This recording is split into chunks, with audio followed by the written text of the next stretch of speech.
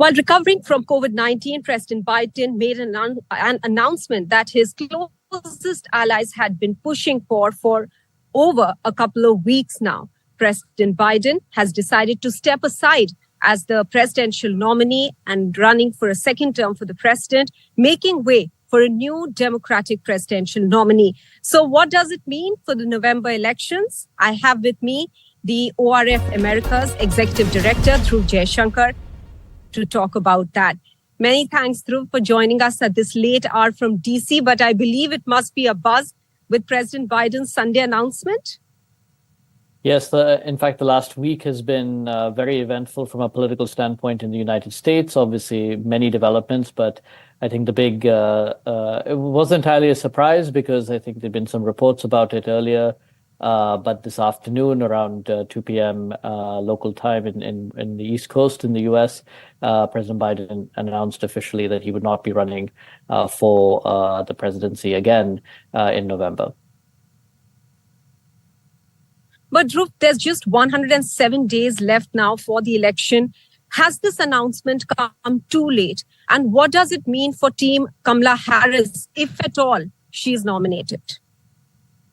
So, I think the whole idea of having nominees settled many months before an election is actually a relatively recent phenomenon in U.S. politics. Until the 1960s, perhaps in some cases even later, it was generally only at the party conventions held in the summer, July and August, when the nominees were officially settled. And oftentimes, either the Republicans or Democrats went into what were called open conventions where they didn't know the outcome beforehand.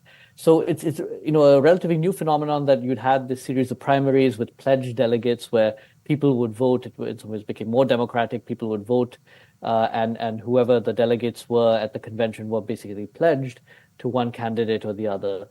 So again, in some ways, we're sort of back to an older system in some ways of a more uncertainty closer to the general election and a shorter campaign season. Now, the last week has been obviously the last few weeks has been very good for former President Donald Trump. He has, he had a number of developments, including the convention, the vice presidential nomination of J.D. Vance. He had obviously in the middle an assassination attempt, and obviously the debate performance of Joe Biden. So all of this has sort of given some wind behind the sails of the Trump campaign. Now, with Biden announcing today that he is not running, although he's endorsed Kamala Harris, we'll see, and several other leading Democrats have endorsed Kamala Harris. We'll see over the next few days and weeks whether she ends up being the consensus candidate or whether there's some contestation within the Democratic Party. But this has obviously, been a bit of a game changer.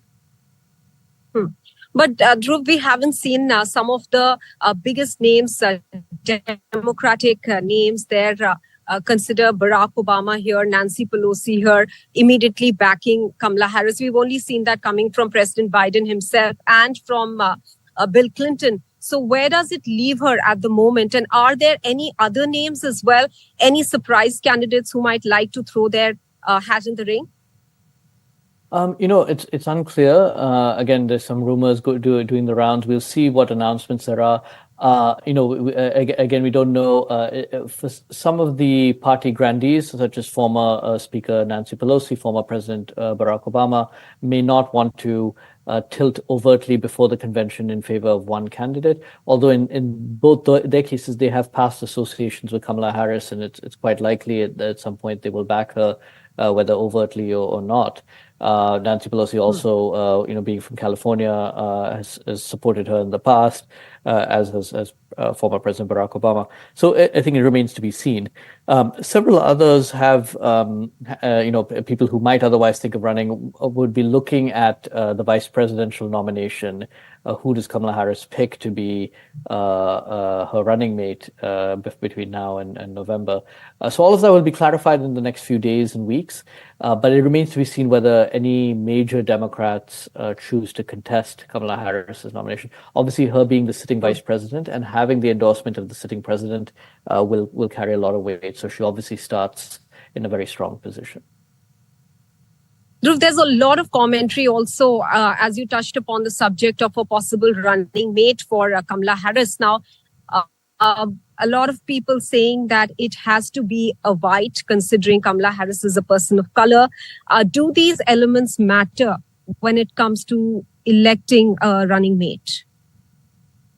Well, obviously, I think they want a ticket that appeals to key constituencies. And ultimately, this election, like a lot of US elections, this election will really be determined by 6 states, 6 or at most 7 states, and with a very large, in each of those 6 or 7 states, a very small number of independent or swing voters who are still undecided about whether they would vote Republican or Democrat. So I think the key element is who do they think will appeal to those key swing voters in those 6 or 7 key states, many of which are in the Midwest or Arizona, Georgia, what is called the Sun Belt.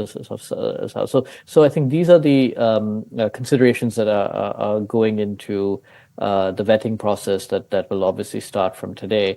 The challenge, I think, is while each of those states has some popular Democrats, many of those Democratic politicians don't have much name recognition outside of their home states. So, for example, Pennsylvania, Illinois, the governors of those states who are Democrats are quite popular within their states, but don't necessarily have. There's a senator from Arizona as well who seems to be under consideration. They don't seem to have yet have national name recognition, and that I think is still a bit of a challenge. Finally, 2 more questions before we let you go. One about the possibility of a competitive process still. You have said that things aren't absolutely clear at the moment, but if it's not a competitive process for nomination of a Democratic presidential candidate, does that open up again for criticism from the Republicans? Obviously, I think the Republicans will try criticizing this process as unfair. Again, the challenge, I think, is the primary elections have already taken place. And so most Democrats have already cast their ballot largely in favor of current President Joe Biden to be the Democratic nominee. So I think, this whole idea that this is a democratic process, which is something that, again, particularly the Democratic Party has campaigned on that we are representative of the people, we're representative of the electorate. This is not a process that is decided in closed rooms behind closed doors. That I think obviously comes under some criticism, potentially. Now the Republicans will try that. The Democrats will try and say that this is that this is as transparent and open a process as possible. But again, that remains to be seen. There are a few other challenges, which is I think the sort of the legal process, which is why I think Biden's endorsement of Kamala Harris was so important. One is transferring the delegates, but also there's funding that has been raised for the election campaign, and many of the donors gave that funding to the Democratic Party or to an entity under the belief that Joe Biden would be the nominee. So how to transfer the campaign funding to a Kamala Harris campaign or to another Democratic campaign, and then the delegates as well. So it is a bit of a tricky legal territory that they'll go in. I don't think that, again, particularly given that Biden has given his endorsement, I think that should be managed. But obviously the Republicans and other opponents, other critics will try and make an issue of it.